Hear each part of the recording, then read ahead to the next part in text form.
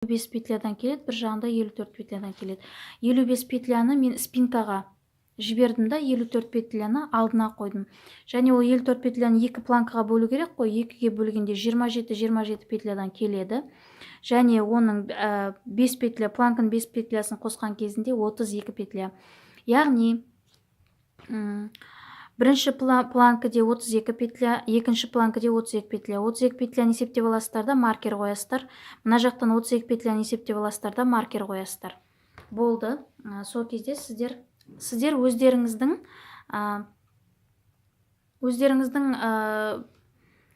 петляның санына қарай есептейсіздер. Мен өзімдікімен есептедім, сондықтан шатаспаңыздар. Мен примерно көрсетіп жатырмын, қалай бөлуге болады. Артында бір жаңа петля, бір 2-3 петля артық болса, ештеңе етпейді, өйткені алдымыз біздің бәрібір үлкен, мінекей планкалар бар, сондықтан үлкен болады. Енді маркерді қойып алғаннан кейін сіздер үш бөлікті бөлек-бөлек тоқисыздар. Бірінші, сол жақтан бастайсыздар. Осы 32 петля бөліп алдыңыздар ғой. Тек осы 32 петляны тоқисыздар. Өздеріңізге қажетті ұзындықта, мінекей менде 12 или 13 сантиметр болу керек. Мен осылай тоқыдым, 13 сантиметр. Тоқып аласыздар да, қосымша спицаға осы планканы өткізіп қоясыздар. Кейін тура осылай екінші петляны тоқисыздар, тағы да 13 сантиметр. Тоқып болғаннан кейін оны да қосымша спицаға өткізесіздер да. Спинка тоқылады арты.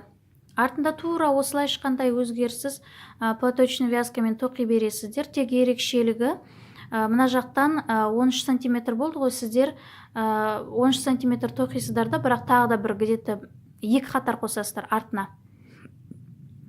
Примерно деп алайық, енді точно емес. Мысалға мен алдында 52 қатар тоқыған болсам, артқа 54 қатар тоқисыздар, яғни 2 қатар артық тоқисыздар. Тоқып болғаннан кейін иықты тігетін боламыз. Яғни толық 32 петляны емес.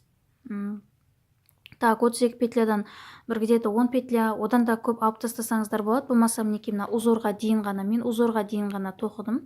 Сіздер өздеріңіздің баланың иығын есептеп, болмаса мойнын есептеп, мойынға қанша петля қалдыруға болады, соны есептейсіздер да, сол бойынша қалдырсаңыздар болады. Менде 12 или 13 петля қалды мына жерде. Оған дейін алды мен артын тігесіздер. Тігуді көрсетпеймін, интернеттен қарап алсаңыздар болады. Крючокпен де тігуге болады, және инемен де тігуге болады, тоқыма инемен. Жаңа айтпай кеттім ау деймін, спинканы тоқығаннан кейін ол да сол спицада тұрады да, тек мына жақта да спицада тұрды ғой, екеуін біріктіріп тоқисыздар. Спицада тұрған кезде қалай тоқу керек екенін қарап алыңыздар.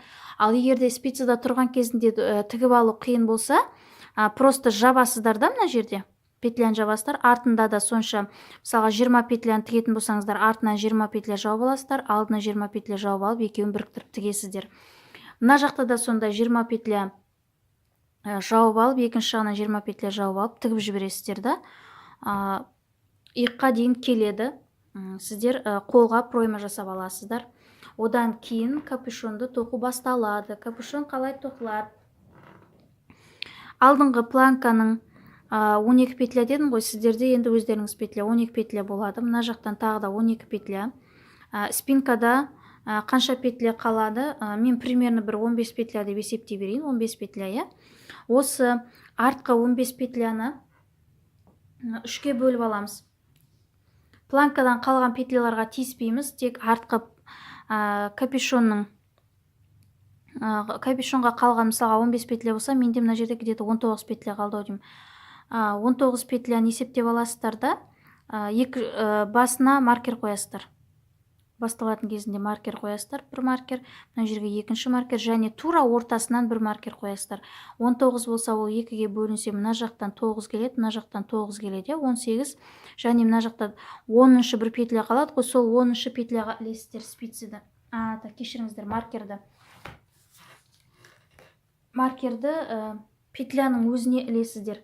спицаға емес, мысалға мынадай петляның өзіне ілесіздер да екі жағынан. Сосын ілгеннен кейін планкадан, сол жақ планкадан бастап тоқисыздар. Планканың петляларын тоқып алғаннан кейін бірден спинканың планкасына қосыласыздар. Спинканың петляларына қосылып кетесіздер да, бір қатар тоқисыздар. Егер сол жақ болса, бір қатар тоқисыздар да оң бетке келесіздер. Ал егер оң беттен тоқып жатқан болсаңыздар, оң бетті бір тоқып және теріс бетті бір тоқып аласыздар да, қайтадан оң бетке айналып келесіздер. Одан кейін планканың петлясын тоқып келіп, мына жерде тағы да бізде екі маркер болады ғой. Сол маркерге бір петля жетпей, астынан бір петля қосып отырасыздар. Ол петляны қалай қосасыздар? Мана ең басында петля қосқандай қосасыздар, болмаса накид қылып қосасыздар. Мен ссылканы қалдырамын, сол бойынша мастер-классты қалдырамын, толық сол бойынша тоқисыздар. Қосып, мінекей, мына жерде көрініп тұр ғой, қосқан жерлер, мінекей. Ортасы осы болған, және екі жағынан бір-бір петлядан қосылып отырған. Мысалға, және әрбір қатарда қоспайсыздар. Мысалға, бірінші қатарда мына жерде спинканың екі жақтағы петлясынан екі жағынан бір-бір петлядан қосқан болсаңыздар, тоқып кетесіздер. Изнаночный теріс қатарды тағы тоқисыздар да, оң қатарға келіп, келесі оң қатарда ортадағы маркердің екі жағынан бір-бір жіптен қосасыздар. Бір-бір петлядан. Тағы да тоқып, теріс тоқып аласыздар да, оң қатарда келесі мына жерде қосатын боласыздар. Спинканың екі жағындағы, шет жағындағы маркерлердің екі жағынан қосатын боласыздар. Ссылканы жіберем, сіздерге түсінікті болады деп ойлаймын. Солай қосып, өздеріңізге керекті длинаны тоқып аласыздар. Одан кейін керекті длинаны тоқығаннан кейін 10 сантиметр болуы мүмкін, 12-14 сантиметр болуы мүмкін. Балаңыздың окружность головы, балаңыздың мысалға 44 сантиметр болса, енді 6 айлық балаға деп есептегенде бір где-то 44 сантиметр болады ғой. Сол 44 сантиметрге тағы да 7-10 сантиметр қосасыздар. Өйткені бұл шапка емес, чепчик емес, бұл капюшон. Капюшон үлкендеу болу керек, және мына қайыруға керек. Неге көрдіңіздер ме? Былайша алып қарасаңыздар, бұл үлкен қайыруына керек болады. Сөйтіп, өздеріңіздің длинаны, например, балаңыздың окружность головы 44 сантиметр болса, сіздер где-то 55-54 сантиметр, 53 сантиметр тоқисыздар да. Содан кейін, тоқу болғаннан кейін, әрі қарай, петля қосу болғаннан кейін, бір где-то 12 сантиметр болуы мүмкін, 10 сантиметр болуы мүмкін, сіздердің балаңыздың басының размеріне қарай болады. Сол тоқып болғаннан кейін где-то бір 7 және 10 сантиметр тағы да ешқандай қосусыз просто тоқисыздар жоғары қарай. Сол 10 сантиметрді, 7-10 сантиметрді тоқып болғаннан кейін сіздерде мінекей осы жер дайын болады. Осылай тұрады. Енді мына жерде біз мына жерден тігеміз ғой, сол тіккен кезінде мына басы қатты үшкір болмас үшін ортаңғы петляны аласыздар да, тура мысалға мына жерде сіздерде 100 петля болса, енді одан да көп болуы мүмкін, аз болуы мүмкін, 100 петля болса, оны ровно бөлесіз, 50-50-ден бөлесіздер да, ортасына маркер қоясыздар. Сол маркердің екі жағынан бір где-то 3 қатар бір-бір петлядан қысқартасыздар. Екі петляны бірге тоқып жіберіп қысқартасыздар, сол кезде үшкірленбей кішкене доғал болады. Сөйтіп болғаннан кейін мына жерде мінекей тігілген, мына жерде белгілі ғой.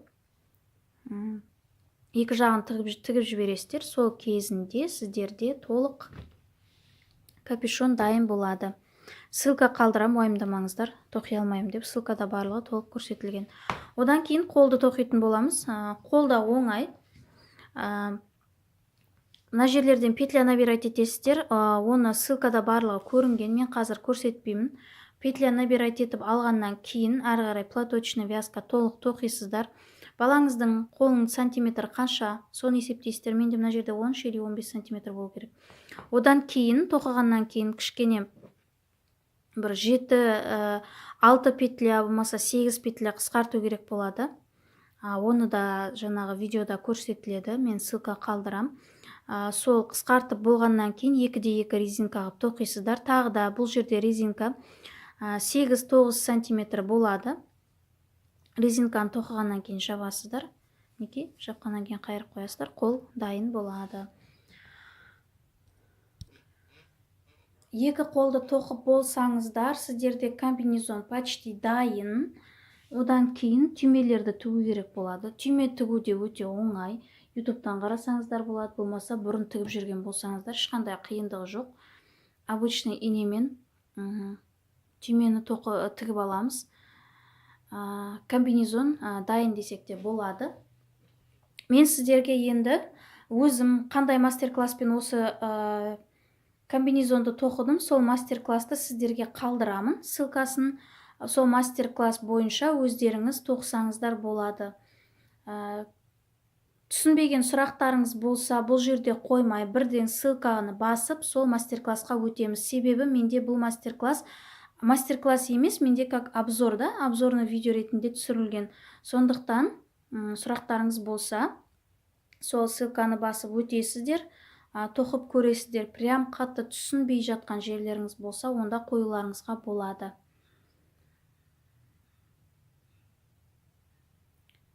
Мен сіздермен енді осы жерден қоштасамын. Комбинезонды жақсы тоқиды деген, түсінді деген ойдамын сіздерді. Обзор болғаннан кейін түсінбеулеріңіз мүмкін. Енді ссылканы басып, сол мастер-класс, толық мастер-класс бойынша өздеріңіз тоқисыздар деген ойдамын. Келесі мастер-класстарда кездескенше сау болыңыздар.